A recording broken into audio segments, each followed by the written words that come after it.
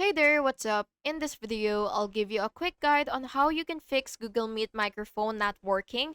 So this is really quick and easy. The first thing that you will have to do is click settings, which is this gear icon right here, and then what you will have to do is just wait for it to load, and basically you will just have to click use microphone and camera and click this drop down icon right here, and make sure to enable use microphone, and make sure again to allow the permissions for this. So allow while visiting the data or allow this time, the site. So it really depends on you, and you just have to make sure that the permissions are enabled for this one. So yeah, that's basically just it. And you could also restart Google Meet and test your microphone.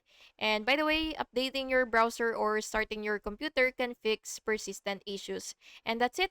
Your microphone should now work in the Google Meet. Please like and subscribe for more videos like this. And if it was helpful, again, like and subscribe, and have an awesome day.